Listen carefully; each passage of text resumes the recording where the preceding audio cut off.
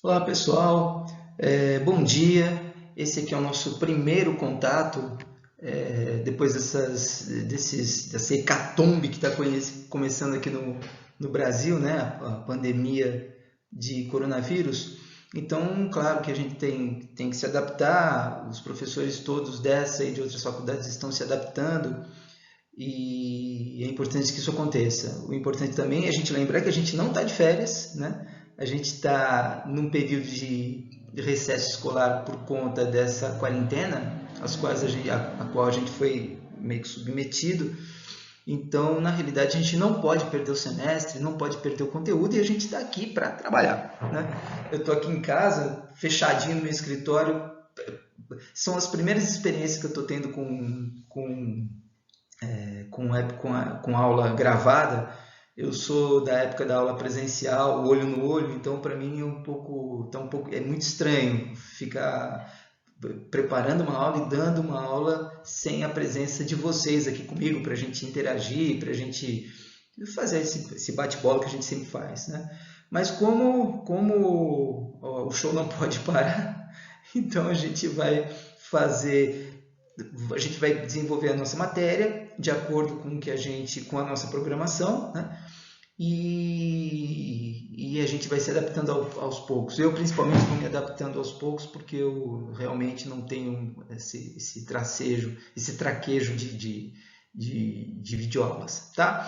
Então, assim, a nossa matéria, bom, teoria geral do processo, eu coloquei só essa tela para vocês se identificarem, vou pular aqui para frente. Então, a nossa unidade que a gente vai ter hoje é a unidade 1, né? Seção 4 da unidade 1. O tema é o direito processual versus direito material e normas processuais no tempo e no espaço, tá? Essa videoaula, então, e daqui para frente, vocês sempre terão no AVA, no posicionamento em que a aula seria dada, tá? Lembrando que essa nossa aula do dia 19 de março, tá? Essa aula deveria ser apresentada no dia 19 de março, ok? Vamos lá então, gente. Vamos aos costumes, como dizem por aí, tá? Bom, vamos lá. Nós, no semestre, na semana passada, a gente, quer dizer, já há 2, 3 semanas atrás, a gente está falando sobre teoria geral do processo e meio que apresentando o processo para vocês, né, como sendo um instrumento da jurisdição, né?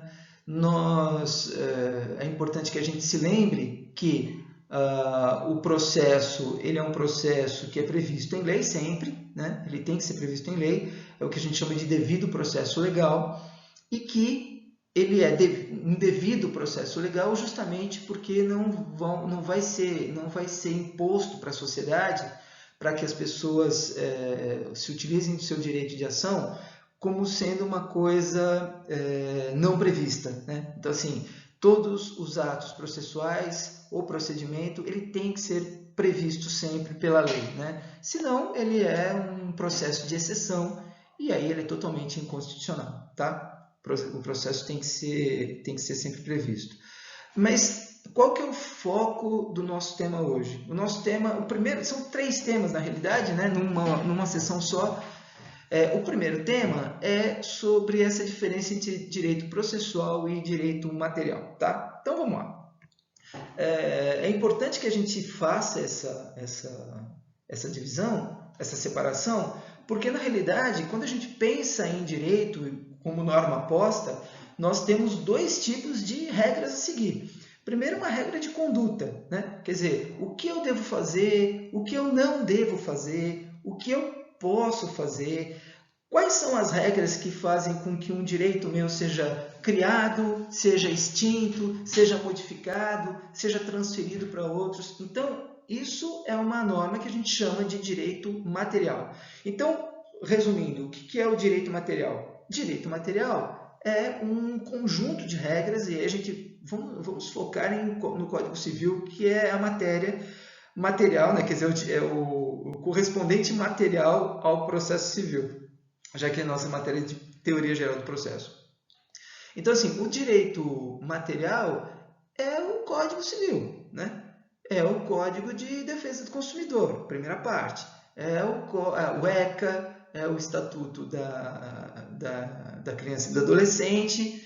Por quê? Porque eles indicam as normas de conduta. Então, vamos lá. Vocês supostamente já tiveram ou estão tendo direito civil e lá na parte geral vocês estudaram o quê? Das pessoas, dos bens, provavelmente nesse período do curso de vocês vão começar a falar sobre fatos jurídicos, né?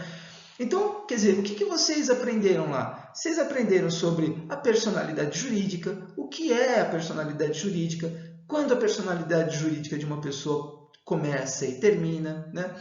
O que caracteriza uma pessoa natural, o que caracteriza uma pessoa jurídica, o que são, aí na parte de bens, né? O que são bens, qual é a classificação de bens, o que é um bem público, o que é um bem particular, o que são bens materiais, bens imateriais, né? Bens móveis, bens imóveis. Então você teve uma classificação de bens lá. Daqui a um pouco, quando vocês estudarem direito das obrigações, principalmente parte dos contratos, vocês vão começar a estudar a teoria geral dos contratos e os contratos em espécie. Então, em um determinado momento lá, veja que eu estou falando de direito material, dando alguns exemplos de direito material. Vocês vão ter lá contrato de compra e venda. Maravilha! Aí, o que vocês vão estudar? Quem são as partes contratuais? Quais podem ser os objetos, né? Qual é a forma de se fazer esse contrato para que ele tenha validade jurídica, né? Quais são as cláusulas especiais que eu posso inserir no contrato, que a lei me permite? Então, reparem, estou falando sobre contratos. E lá vocês vão estudar sobre vários contratos, né? Contrato de compra e venda, contrato de doação, contrato de comodato e tal. E aí por diante vocês vão estudar direito empresarial, quais são as normas que regulam a formação de um empresário, de uma sociedade empresária, né? Quem são os sócios, quais são os tipos de sociedade empresária. Aí vocês vão dar mais um pulinho, vocês vão estudar direito de família, né?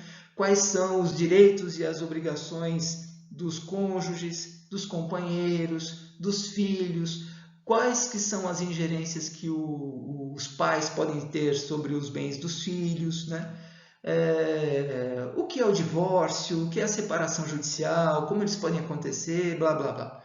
Depois vocês vão ter direitos sucessórios, né? Direitos sucessórios vai regular a transferência dos bens do falecido para os seus herdeiros legítimos, testamentários e assim por diante. Então, o que eu consigo perceber é que quando eu estou estudando direito material, eu estou estudando um conjunto de normas que regulam, criam, extinguem e conservam relações jurídicas e situações colocadas sobre determinados bens jurídicos. Quando eu falo bens jurídicos, bens materiais, bens imateriais, bens móveis, imóveis, semoventes, etc. Né? Então, são regras de conduta. Resumidamente, eu posso dizer que direito material são regras de conduta. Eu estudando direito civil, eu estudando direito penal, eu estudando direito do trabalho na parte material, primeira parte e tal, eu estou estudando o que se pode e o que se não pode fazer nas relações jurídicas. O que é legal, né? O que é ilegal e o que é tolerado ou intolerado pela lei. Ou seja, eu vou ter regras de condutas de como eu devo agir em sociedade. Isso é o que a gente chama de direito material. Direito material. No entanto, a nossa matéria, é meio estranho falar isso, mas a nossa matéria é de direito processual. Teoria geral do processo é o iniciozinho de tudo que vocês vão estudar sobre direito processual. Tá? E aí, quando eu falo de direito processual, eu já estou falando de um outro tipo de direito. É como se eu mudasse de chave, né? Como se eu trocasse de porta agora. Eu estou numa sala que é o direito. Eu estava até agora falando da porta de direito material, agora vou sair da porta de direito material e vou entrar na porta de direito processual. O que é o direito processual? O direito processual é um conjunto de regras que vai regular a forma de se desenvolver a lide por meio da atuação do poder jurisdicional. Quer dizer, é através do direito processual que eu sei qual que é a conduta que o profissional da área de direito deve ter para poder chegar à sentença, para poder ter, do ponto de vista do Poder Judiciário, o que a gente quer, que é uma resposta, né? Então, nós falamos na aula anterior, que o direito de ação é um direito constitucional, um direito fundamental do cidadão. E ele corresponde ao quê? Direito de ação é o direito de se pleitear perante o poder público uma resposta de conflitos de interesses que a gente tem, que a gente está passando, né? Regra geral, o poder judiciário é esse dos três poderes, é o poder que é o competente para resolver essas lides, esses conflitos que, uma vez institucionalizados, eles passam a se denominar lides. Então, a ideia é essa. Então, quando eu falo de direito processual, eu não estou falando só de direito processual civil, não. Eu estou falando de direito processual penal também, trabalhista, processo tributário, processos fiscais. Então, de processo administrativo, que muitas vezes não corre no Poder Judiciário, mas é um processo também extrajudicial, mas não deixa de ser um processo, né? Não deixa de ser um procedimento. Então, a ideia é justamente essa. Nesse quadro que vocês têm aí na frente, a ideia é eu poder entender que as relações jurídicas, elas vão se multiplicando, e se multiplicando, se multiplicando. Existem uns sem números de relações jurídicas que nós temos hoje e uns sem números que vão ser criadas por conta do desenvolvimento da tecnologia, por conta, por exemplo, dessas pandemias que vez ou outra aparecem por aí e modificam o nosso jeito, a nossa vida, né? Então, por exemplo, agora eu estou aqui no escritório, em casa, mas eu estou trabalhando para a faculdade, né? Para essa e para outra faculdade. Então, assim, a pergunta que se faz continua a relação de trabalho? Quais são os meus direitos e quais não são os meus direitos, já que por uma força maior, né? Ou um caso fortuito, como queira, mas então parece que uma doença é uma força maior, modificou a nossa interação aqui e tal. Vocês não estão na faculdade, eu não estou na faculdade, mas essa aula é da faculdade, é da Anhanguera e pertence à instituição, né? É muito curioso essas coisas. Tudo isso a gente vai estudar em direito material. Direito material, portanto, que é esse conjunto de normas que regulam, criam, extinguem, conservam relações jurídicas entre pessoas e determinados bens, tá? E o direito processual é aquele direito subsidiário, vamos chamar de subsidiário, ou seja, quando o contrato ele é assinado e ele não é cumprido à risca, a primeira tentativa é de se fazer uma adequação, né? É de tentar tentar fazer uma composição extrajudicial. Você não me pagou, mas faz o seguinte, me paga dessa forma, eu te dou mais um prazo. Olha, você não entregou a coisa tal qual nós tínhamos combinado, mas vamos fazer o seguinte, vamos desfazer o contrato, você me devolve o dinheiro, te devolvo a coisa. Ou eu posso dizer o seguinte, olha, apesar de todas essas avarias, eu ainda tenho interesse na coisa. Eu quero, então, pelo menos um abatimento do preço. Tudo isso pode ser combinado pelas partes e é, na realidade, o que o direito quer, né? Então, assim, o direito material, Código Civil, Código Penal, Código Tributário, CLT, esses estatutos todos que a gente conhece, Código de Defesa do Consumidor, todos nós somos, né, em alguma medida, são regras de conduta como se o direito dissesse assim, gente, vocês estão se interagindo aí e vocês têm direitos e deveres. Então, por favor, sigam aqui deixa eu colocar a mão aqui, sigam aqui as regras do Código Civil, do Código Penal, do CDC, da CLT. Para quê? Para que vocês possam ter, no mais alto grau, os seus direitos respeitados, né? E que vocês possam ter, no mais alto grau, o conhecimento de quais são os deveres que vocês devem seguir para não prejudicar a outra parte. Isso, direito material, regras de condutas sociais, né? Ou regras de condutas sociais mesmo. Eu quis me corrigir, mas não tinha que corrigir. Agora, direito processual é o direito subsidiário. Por que subsidiário? Se nada der certo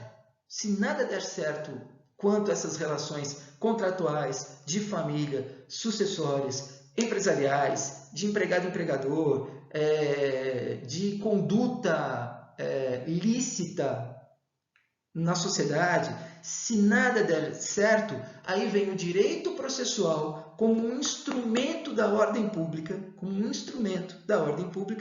para quê? Para que qualquer dano, qualquer situação jurídica que necessite da intervenção do Estado, para que essa situação possa ser colocada para o Estado, para que ele possa decidir. E aí é que entra a questão da ação, do processo e do procedimento que nós vimos em aula passada. Ou seja, todo cidadão tem o direito fundamental, constitucional, de bater na porta do judiciário e dizer: preciso de uma decisão de vocês, eu preciso de uma resposta de vocês. Esse direito de ação. Por qual instrumento você vai usar dessa prerrogativa de direito de ação? Vou me utilizar dessa prerrogativa através do processo. Muito bem.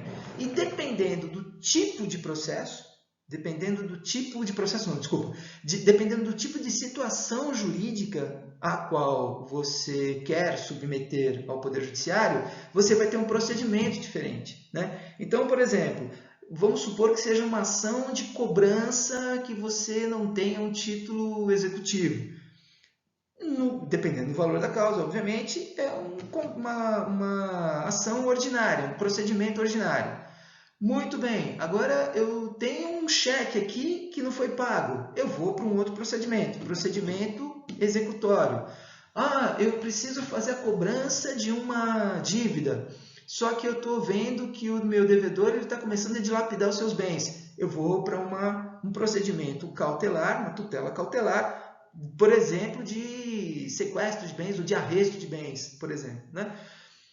Direito de família, inventário. Inventário já é um procedimento totalmente diferente, que não tem autor e réu, embora às vezes lá tenha, mas efetivamente não existe um autor e um réu, né? Existe até um contencioso, mas eu tenho um conflito de interesses em que determinadas pessoas têm direito à herança de uma pessoa que faleceu. Então o procedimento já é outro, porque não tem ninguém querendo a condenação de ninguém, etc. Procedimento especial, embora de jurisdição contenciosa. Estou dando esses vários exemplos, meio que caoticamente aqui, mas é só para mostrar que tudo isso é processo. É o quê? É o Estado que coloca códigos de processo penal, civil. Processo trabalhista não é propriamente um código, mas tem a parte processual na CLT, assim como o Código Tributário tem uma parte processual, etc. O Código de Defesa do Consumidor tem a sua parte processual depois da parte material. Então, o direito processual é esse instrumento colocado pelo Estado em formato de norma jurídica, né? Norma jurídica, que constitui o chamado devido processo legal, está lá estabelecido direitinho na lei. Quem precisar, porque não conseguiu fazer com que os seus direitos fossem atendidos de forma extrajudicial, num pacto voluntário, então vai bater as portas do judiciário por meio do processo, que vai ter o seu procedimento específico, de acordo com cada tipo de direito pleiteado, e isso vai ser colocado à disposição do cidadão. Tá? Então, esse monte de coisa que eu falei, esse monte de negócio, para dizer isso. Qual é a diferença entre direito material e processual? Tá? Gente, não esqueçam disso. Leiam o livro didático que está disponível para vocês. Obviamente que lá vão ter outros exemplos, etc. Bastante esclarecedor, mas essa diferença vocês não podem esquecer. Quando eu falo de direito, eu tenho o direito material, que são regras de conduta, né, na esfera civil, penal, trabalhista, etc. E eu tenho o direito processual, que é um direito instrumental, é um direito subsidiário colocado pelo Estado para que o cidadão possa se utilizar através do processo, né, para que ele possa ter o seu direito protegido. Muito bem, vamos então passar para um outro assunto da mesma sessão, uma outra tela aqui, vamos lá.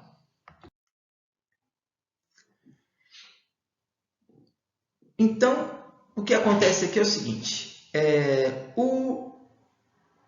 a nossa sessão agora vai falar sobre as normas processuais no tempo e no espaço, tá? Bom, não é novidade para ninguém que tudo que acontece ocorre no tempo e no espaço, né? Aliás, tempo e espaço sempre foram dois assuntos muito bem desenvolvidos pela filosofia clássica, né? Por Immanuel Kant, por Platão. Sempre o que é o tempo e o que é o espaço é um assunto maravilhoso. Quem quiser estudar isso na esfera de filosofia é muito interessante, tá? Nunca ninguém conseguiu responder a contento o que é tempo e o que é espaço, né? Mesmo mais modernamente, com Stephen Hawking, ele dá a sua teoria, mas uma conclusão absurda, absoluta, não existe. Para nós, pouco importa quais são as dimensões filosóficas do tempo e do espaço. Então, nem aí para isso. Para a gente é importante saber o seguinte, que a norma, o tempo e o espaço em relação à norma processual tem muita importância. E já começa logo de cara, por quê? Porque lá no artigo 14 do Código de Processo Civil de 2015, está escrito assim, que a norma processual ela não vai retroagir e nem será aplicável imediatamente aos processos em curso. A norma processual não retroagirá e, na realidade, eu errei, e será aplicável imediatamente aos processos em curso, respeitados os atos processuais praticados e as situações jurídicas consolidadas sob a vigência da norma revogada. Isso tem um dos princípios lapidares, né, fundamentais do processo, que a gente estuda na teoria geral do processo, que é o princípio da irretroatividade da norma processual, né? Então, o que acontece, via de regra, é que toda vez que há um processo, ele vai seguir as normas do Código de Processo, se for um assunto civil, direito material civil, processo civil. Se for direito material penal, Código de Processo Penal. Se for direito material trabalhista, então aplica-se a segunda parte, a parte processual da CLT, nas questões trabalhistas. E, aliás, diga-se, sempre com o Código de Processo Civil sendo utilizado e aplicado subsidiariamente, né? Na falta de regras específicas do direito processual trabalhista, aplica-se as normas do processo civil.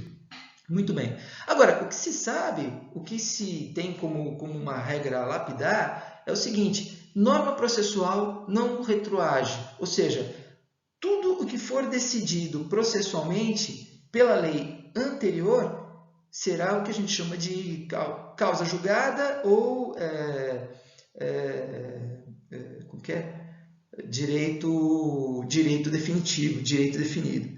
Por quê? Porque senão se criaria uma instabilidade processual que não se deseja e que seria um problemaço, né? Seria uma grande hecatombe. Imagine que se todos os processos que já tivessem sido julgados pela lei anterior pudessem ser reabertos, né? Revividos em função de uma norma processual posterior que seria mais benéfica para uma das partes lá atrás.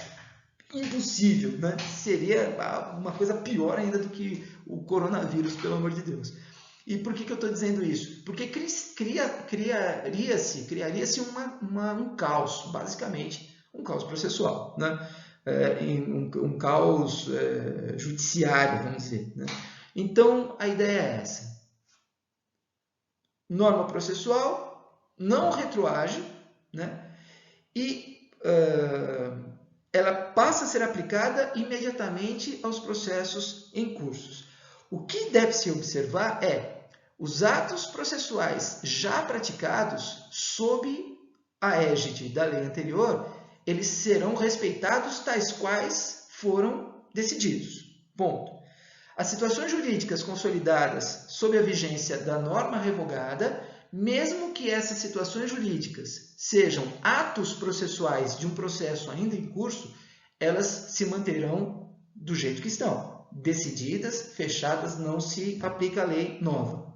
No entanto, com a eficácia da lei nova no transcorrer do processo, todos os próximos atos processuais passam a ser aplicados por essa lei processual nova.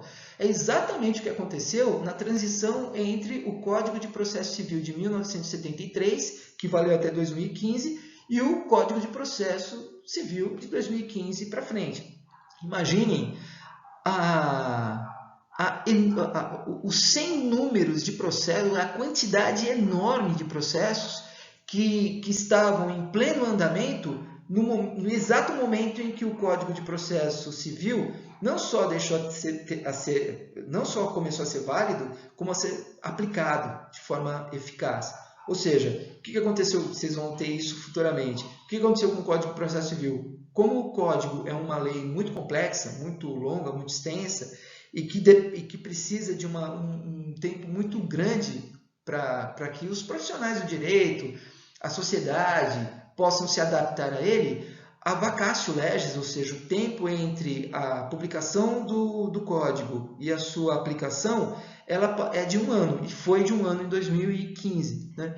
O que significa dizer é que a gente tem o caso de um direito intertemporal, mas a partir do momento em que o Código de Processo Civil de 2015 passa a ser efetivamente aplicado, eu tenho nesse período um monte de processo em andamento. E, quiçá, muitos atos processuais pendentes. Né? E aí o juiz é que vai decidir. Bom, se eu estou no meio de uma oitiva de testemunha, num período de oitiva de testemunhas, eu aplico o anterior ou posterior. Né? Uma oitiva foi feita na égide do Código de Processo Civil de 73. A outra oitiva da outra parte foi feita em 2015. E agora, será que se causar prejuízo para uma ou para outra parte, eu posso colocar as duas para serem ouvidas sob a égide de 2015? Ou eu coloco as duas para serem ouvidas sob a égide de 1973, do Código de Processo Civil de 1973. Eu estou colocando essas questões para vocês porque são muito interessantes, né? E geralmente, para não deixar vocês sem resposta, o juiz ele vai ser muito pragmático nesse caso. Fala assim, pô, eu marquei uma oitiva da testemunha do autor para antes da aplicação de 2015. A outra oitiva, testemunha do réu, para depois da aplicação de 2015. Cria um problema para mim, juiz. Né? Claro. Então, o que eu posso fazer? Eu posso, já que eu estou falando de oitivas de testemunhas, eu pego e desloco as duas oitivas para o próximo código, para o código de 2015. Eu resolvo de uma forma muito pragmática, considerando o tempo, né? Eu resolvo de uma forma muito pragmática essa questão da interpretação. Tá? Muito bem. Que mais? Eu acho que aqui tudo bem. Vamos para a próxima? Quanto tempo de aula a gente tem? 28 minutos? Cara, gente, eu vou falando, depois eu tenho que me ouvir, porque assim, eu nunca gravei uma aula minha, sabe? Eu fui muito negligente em relação a isso. Mas agora eu preciso me ouvir para ver se eu estou sendo claro para vocês, né? Porque uma coisa é a gente estar na aula lá, e aí os alunos perguntam, a gente vai falando e tal, vai fazendo brincadeiras. Aqui nesse tipo de aula não tem piada, não tem brincadeira, a gente não consegue dar uma relaxada. É direto, então eu fico meio constrangido de ver a minha cara aqui, essa cara horrível aqui no meio desses dois quadros. Bom, enfim, vamos lá. Bora lá. Vamos lá, falando ainda sobre as normas processuais no tempo e no espaço, mais ou menos desenvolver aquilo que a gente tinha falado no quadro anterior. Né? Então, assim, quanto à aplicação imediata das normas processuais, há que se estabelecer alguns parâmetros, dependendo da situação. Então, Lamy, em 2018, ele coloca três situações distintas, aliás, são três situações que são colocadas muito tempo antes, né? que é o seguinte: bom, como que a gente resolve essa questão da aplicação da nova lei? Processos findos durante a vigência da lei anterior. Vocês não vão ter essa explicação na web aula de vocês, eu acho que no livro, talvez no livro tenha. Como eu peguei esses textos da web aula para eu falar com vocês, então não tem uma resposta aqui, mas eu vou dar agora verbalmente. Então assim, ó, processos findos durante a vigência da lei anterior. Vamos pegar como exemplo o recente Código de Processo Civil de 1973, que teve eficácia e aplicação até 2015. Muito bem. Processos findos não se mexe.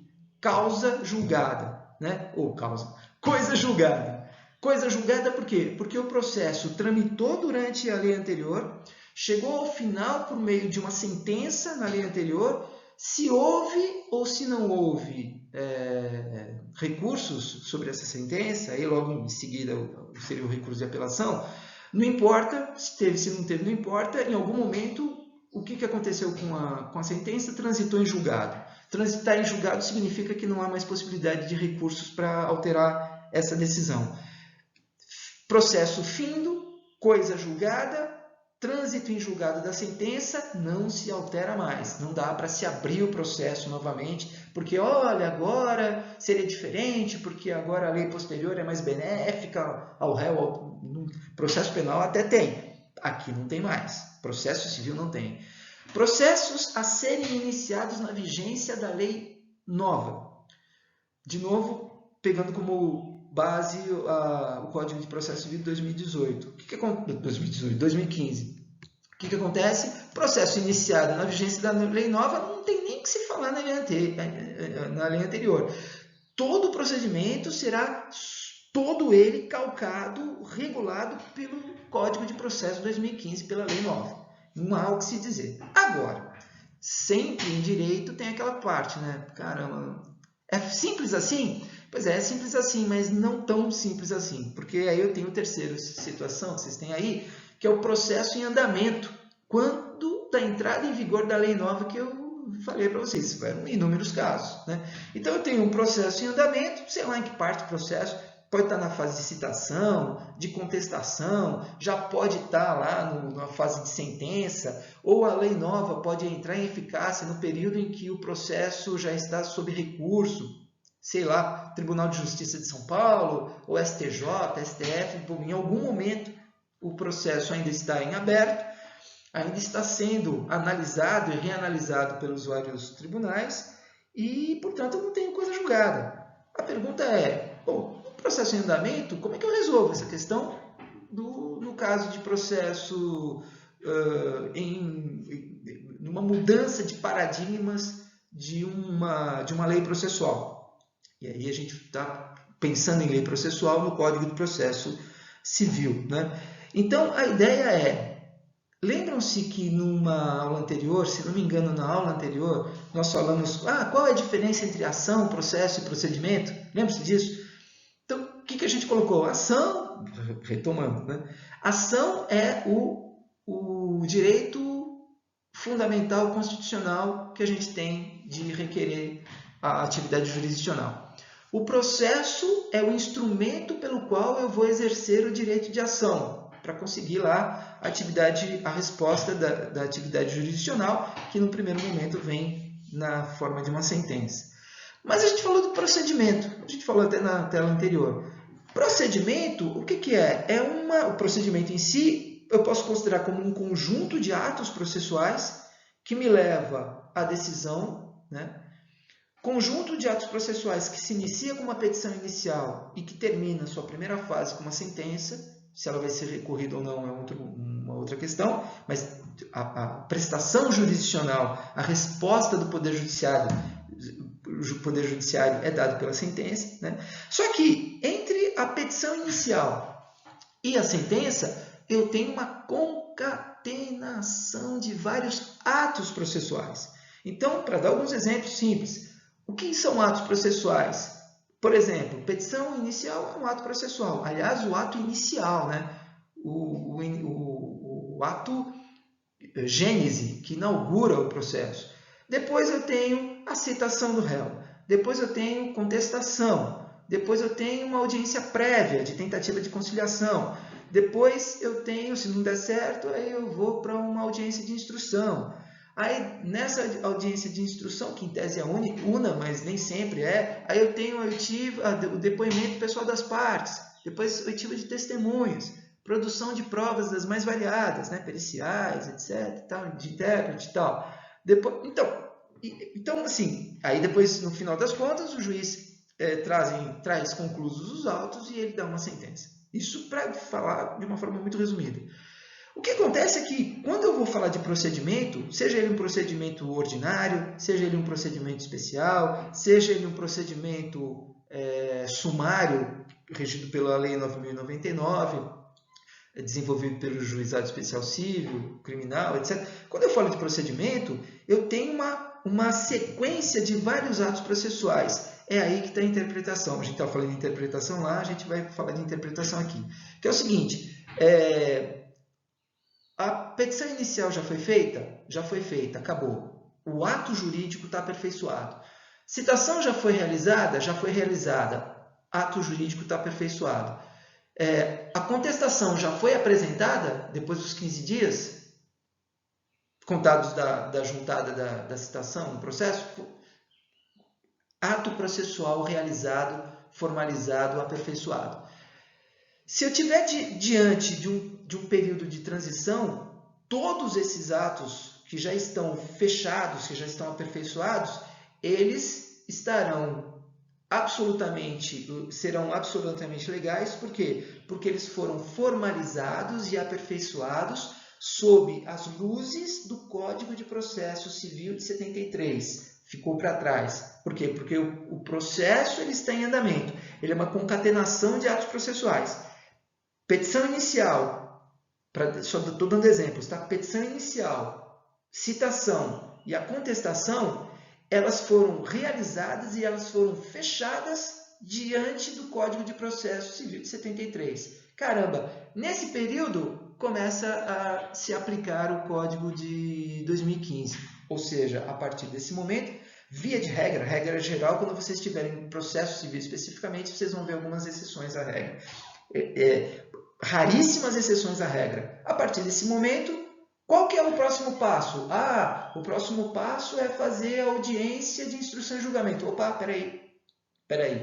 Só que agora o novo Código de Processo Civil prevê uma realização de uma audiência prévia de tentativa de conciliação, de mediação e de conciliação. Esse novo artigo, que não existia no Código de Processo Civil de 73 e passa a existir no Código Civil de 2015, ele vai ser aplicado nesse momento processual, desse processo específico. Por quê? Porque agora o processo ele passa a aspirar os ares do novo Código de Processo Civil. Então, o que ficou para trás como um ato processual formalizado e fechado, ficou para trás. Está realizado, está perfeito, vamos utilizar nesse processo para o juiz, no final das contas, poder julgar. Mas, a partir de agora, desse momento processual, vamos começar a aplicar, então, a nova lei processual. Perfeitamente, no caso de processos em andamento, quando da entrada em vigor da lei nova, os atos processuais formalizados e finalizados, perfeitos, estão formalizados, sob a égide, sob os ares, né, sob as luzes da lei anterior. A partir de agora, o processo começa a respirar novos ares. Os ares do Código de Processo Civil de 2015. Beleza, gente? Caramba, foi até poético. Tava difícil. Eu acho que eu estou começando a gostar desse negócio.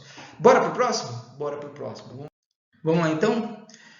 Interpretação da lei processual. Bom, quando vocês tiveram direito civil, nas primeiras aulas de direito civil, vocês tiveram lá pessoas, bens, acho que vocês foram até fatos jurídicos, talvez, né?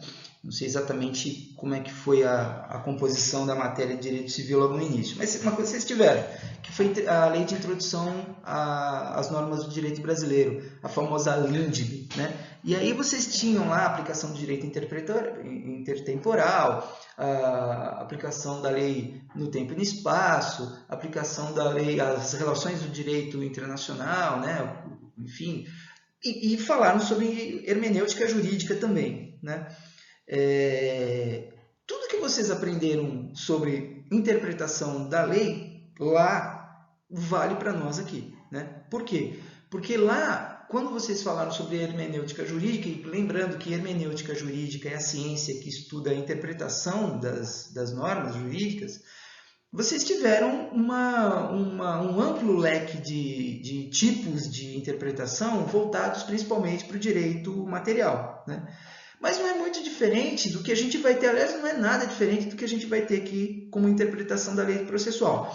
O que vai ter diferente é que quando você interpreta uma lei material, você está interpretando normas de condutas, né, de relações sociais, etc. Quando você vai interpretar uma norma processual, você vai interpretar normas de aplicação do direito por meio do processo, né? Então, aí sim eu tenho uma diferença importante. Agora, num caso ou no outro, interpretar consiste em extrair o sentido e evidenciar o conteúdo que o texto encerra em relação à realidade. A ideia é essa. Ou seja, eu tenho uma norma qualquer para interpretar, eu vou interpretar. A própria leitura da lei, da norma, já é uma forma de interpretação. É uma forma gramatical de interpretação, mas é uma forma, né? Então, ler um texto normativo já é fazer uma interpretação, né? Então, eu sei lá, tinha colocado, agora eu vou perder. Então, olha só. Aqui, por exemplo, artigo 442 do Código de Processo Civil. A gente está falando de Código de Processo Civil de 2015 e estamos falando de uma lei processual, né? Então, aqui, em determinado momento, o que vai falar a lei? Vai falar assim, ó, é lícito às partes, em qualquer tempo, juntar aos autos documentos novos, quando destinados a fazer prova de fatos ocorridos depois dos articulados ou para contrapô-los aos que foram produzidos nos autos. Então, artigo 435, vocês podem ver aí, Código de Processo Civil, eu estava folheando aqui, porque eu estou com o Código de Processo Civil aberto aqui, e folhei 435. Então, assim, o mero fato de eu ter lido o artigo 435 já me faz interpretar. É a forma de interpretação mais simples que existe, mas é a interpretação. Interpretação gramatical. Eu estou lendo direitinho do jeito que está acontecendo aqui, do jeito que está, né? Então, essa interpretação é essencial no direito, e vou dizer mais, ele é praticamente inafastável. Por quê? Porque eu só consigo entender o direito se eu ler a lei. E quando eu leio a lei, eu já estou fazendo a minha interpretação. Então, só para dar um exemplo para vocês, quando eu li aqui, é lícito às partes, em qualquer tempo, juntar aos autos documentos novos, a primeira coisa que eu, já numa análise crítica, fiz, foi perguntar para mim mesmo o seguinte, em qualquer tempo? Exatamente o que seria esse em qualquer tempo? Porque quando eu falo é lícito às partes em qualquer tempo juntar aos autos documentos novos, esse em qualquer tempo fica uma cláusula aberta. Mas não. Porque se eu estou falando, se eu estou fazendo, desculpem as comparações que às vezes me vêm na cabeça, mas por exemplo, se eu estou fazendo um discurso religioso numa igreja qualquer, esse em qualquer tempo vai ser interpretado pelas pessoas que ouvem como em todos os tempos, né? Passado, presente, futuro, até quando ocorreu o apocalipse. Se é que já não está ocorrendo agora com esse negócio de coronavírus, né? Então, é isso. Quando eu falo em qualquer tempo, lendo um artigo de processo, é em qualquer tempo dentro daquele processo, né? Ou seja, eu posso juntar um documento novo em qualquer tempo do processo e vou dizer, após a petição inicial e a contestação, dependendo de quem junta, até, eventualmente, até quando o processo já estiver em fase recursal. Então, assim, se houver um documento novo, porque ele foi descoberto depois da petição inicial e da contestação, ou porque foi apresentado por alguém depois disso, ou porque, embora se conhecesse a existência desse documento, era impossível que se trouxesse no momento inicial do processo aquele documento, aí eu tenho que justificar o porquê que era impossível, o juiz poderá sim aceitar esse documento novo em qualquer tempo. Em qualquer tempo do quê? Do processo. Ou seja, esse documento poderá ser apresentado em qualquer momento do processo. Estou dizendo isso por quê? Porque eu já fiz uma interpretação, né? Eu fiz uma interpretação gramatical e também uma interpretação sistêmica, né? Porque, é claro, se eu estou com o Código de Processo Civil nas mãos, ele está me falando de prova documental, está me falando de prova nova e prova documental eu junto no processo, qualquer que seja o processo, mas no processo, é claro que quando ele diz em qualquer tempo, é em qualquer tempo do processo, do início até o seu final. Tá? Então, eu já estou fazendo interpretação, só dei um exemplozinho básico só para vocês verem aí. Tá? Então, a interpretação é essencial no direito e vocês aprendem os métodos de interpretação numa ciência chamada hermenêutica jurídica. Né? Vocês têm cursos na UAB, cursos paralelos aí que falam sobre hermenêutica jurídica. É fundamental que vocês tenham. Fundamental. Tem vários livros de hermenêutica jurídica muito bons aí. Tá? E aí, veja, quando a gente vai falar de hermenêutica jurídica, de interpretação das leis, eu tenho 3 fatores, 3 situações importantíssimas para levar em consideração. Primeiro é a própria interpretação da lei, né, que é o ato de tentar extrair o sentido da lei. Eu tenho um outro elemento que a gente chama de integração do direito, a integração da lei, que é uma análise da lei considerando todo o sistema jurídico, né, a composição integral do sistema jurídico, da hermenêutica e de suas técnicas de interpretação. E eu tenho um outro elemento chamado resolução de antinomias jurídicas, já que a antinomia é a falta de coesão, é a existência de normas que se excluem e que são contraditórias entre si. Tá? Então, assim, já que a gente, nessa tela que a gente está falando de interpretação da lei processual, então eu preciso analisar isso. Primeira coisa, interpretar a lei é extrair o sentido que o legislador quis dar a ela. Ponto, a gente já viu isso. Tá?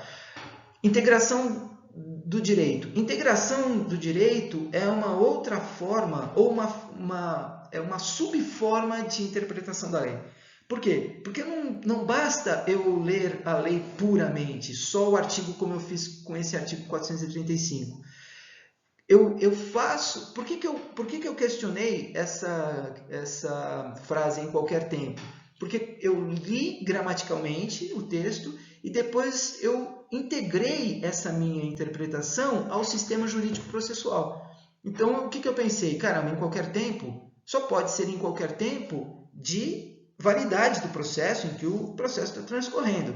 Por quê? Porque assim, eu integrei a interpretação do artigo 435 no contexto geral do Código de Processo Civil.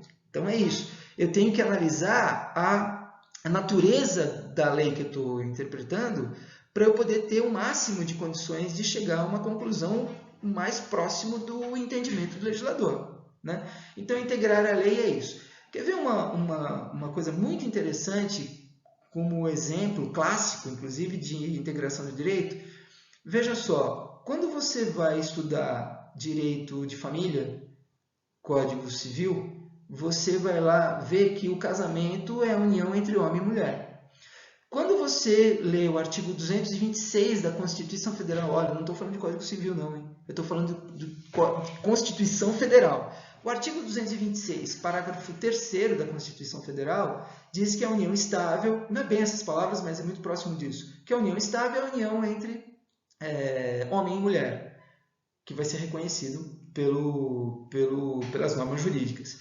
Então, assim, tanto o Código Civil quanto a própria Constituição Federal, lá no artigo 226, vai dizer que o casamento e a união estável são formas diferentes de formação de família, de criação da família, de vínculo familiar, só que realizado entre homem e mulher. Muito bem. E chega o STF e diz o seguinte, não é mais assim. É possível sim o casamento entre pessoas de mesmo sexo e é possível sim a união o reconhecimento de união estável entre pessoas do mesmo sexo. Muito bem. Quando o STF decidiu assim, decidindo alguns recursos extraordinários, houve um clamor popular de uma parte mais conservadora da sociedade, dizendo que isso era um absurdo, que isso contrariava os dogmas religiosos, que isso contrariava a natureza humana, que isso contrariava os bons costumes, etc. E, claro, os conservadores do direito, eles diziam que isso contrariava a norma jurídica, e mais, contrariava a própria Constituição Federal no artigo 226, parágrafo 3º. Eu, sem querer entrar no mérito da questão, eu só posso dizer o seguinte, que considerando a integração do direito, a interpretação integrativa de todo o arcabouço jurídico nacional, o STF teve uma belíssima decisão. Porque qual que foi o fundamento de interpretação de que o casamento e a união estável poderiam ser feitos por pessoas do mesmo sexo? Eles interpretaram basicamente sobre a questão do artigo 1º, quer dizer, o grande fundamento do artigo 1º, inciso 3, dignidade da pessoa humana, basearam nisso, direito de liberdade de escolha, né? E direito de associação de pessoas, desde que não seja para fins ilícitos. Ou seja, muito resumidamente, esses foram os 3 princípios fundamentais que fizeram com que o artigo 226, parágrafo 3º, pudesse ser interpretado, mas com as restrições trazidas pelo STF. Né?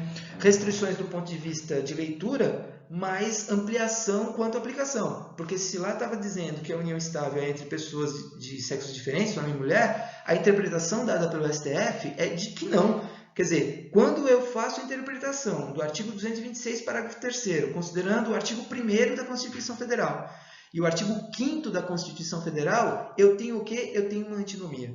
Aparente, mas eu tenho uma antinomia. Por quê? Porque a segunda parte da Constituição Federal, ela passa a restringir direitos que são plenamente concedidos pela primeira parte da Constituição Federal.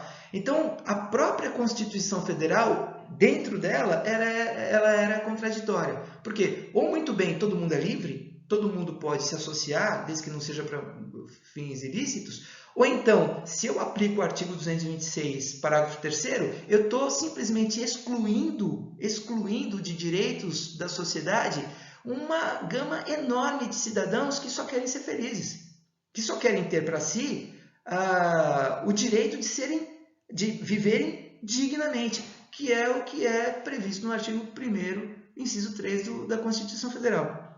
Ou seja, quando se faz uma interpretação geral como essa, você busca problemas que em tese seriam antinomias para integrar o direito a fim de que você possa aplicar uma norma jurídica na sua extensão mais benéfica aos cidadãos e mais condizentes com os princípios e direitos fundamentais da Constituição Federal. Né? Então, eu dei um exemplo muito interessante sobre integração do direito, em que pese o Código Civil diga casamento entre homem e mulher, em que pese a própria Constituição diga união estável entre homem e mulher, hoje a interpretação não é mais essa, não. O casamento e a união estável pode ser feitas entre pessoas do mesmo sexo, porque é assim que deve ser interpretadas essas normas diante das luzes da Constituição Federal. Tá? Muito bem. E eu ainda vou dizer mais. O nosso país já é polígamo e ainda não se sabe disso. Porque eu falo isso muito nas salas de aula, mas sem gravação. Aqui está sendo gravado, eu vou colocar no Facebook, sei lá onde que eu vou por isso. Alguém vai ler, alguém vai assistir isso daí e está publicado. Daqui a um tempo, digo uns 5, 6 anos, o STF vai ser meio que forçado a admitir casamentos plurilaterais. Ou seja, a coisa a poligamia está instalada, só falta a chancela do STF. É só uma questão de tempo. Tá? Bom, vamos aqui. Resolução de antinomias jurídicas. Antinomia é a falta de coesão e a existência de normas que se excluem e são contraditórias entre si. Eu dei um exemplo, esse exemplo do casamento de pessoas do mesmo sexo, mas tem um exemplo muito interessante no próprio Código de Processo Civil e no Código Civil. Tá? Vamos lá. Na realidade, eu esqueci de trazer os artigos para vocês, mas depois eu passo com calma. Que é o seguinte, um exemplo de antinomia jurídica aparente só existe em relação ao inventário. Porque o processo de inventário no Código Civil está dizendo o seguinte, que o processo de inventário ele tem que ser proposto 30 dias após o falecimento do autor da herança, né? Isso o Código Civil. E o Código de Processo Civil, ele diz que, com algumas palavras diferentes, mas ele diz que o inventário ele tem que ser proposto, ele deve ser proposto em até 60 dias após o falecimento do autor da herança.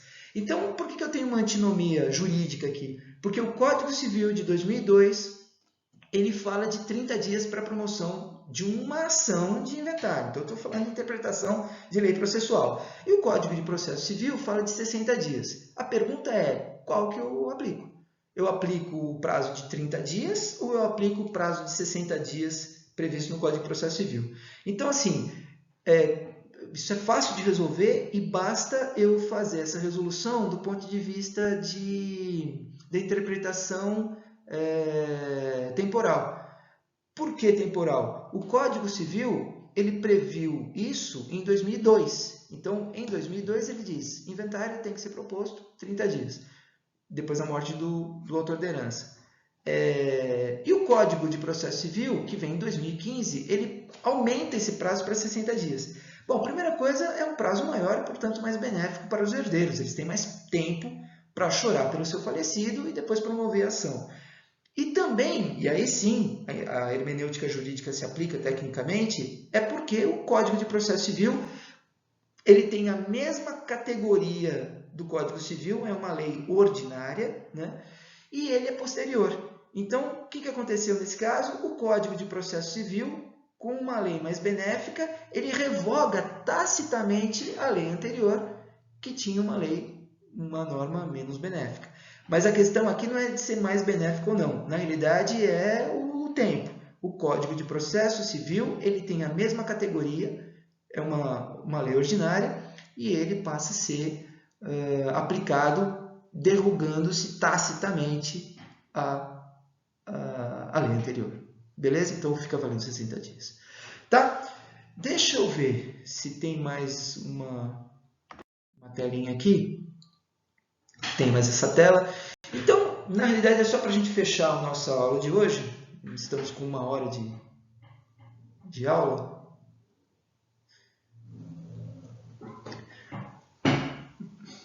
Vamos lá. Só para fechar, todo discurso, seja ele jurídico ou não, seja ele escrito ou verbal, comporta interpretação, tá?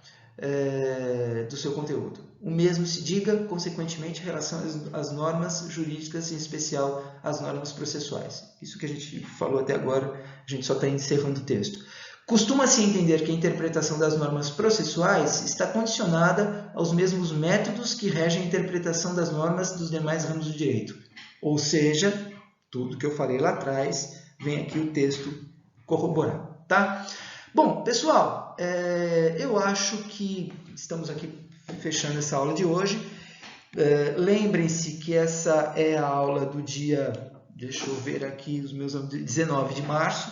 Eu encerro aqui, eu vou postar. Não esqueçam de vocês responderem o AVA sempre, tá? Todos os trâmites administrativos, acadêmicos de vocês continuam valendo, tá? Essa aula, então, aqui é a aula que substitui a aula presencial do dia 19 e na semana que vem a gente volta com a unidade 2, sessão 1. Beleza, gente? Beijão para vocês todos. A gente se vê. Grande abraço.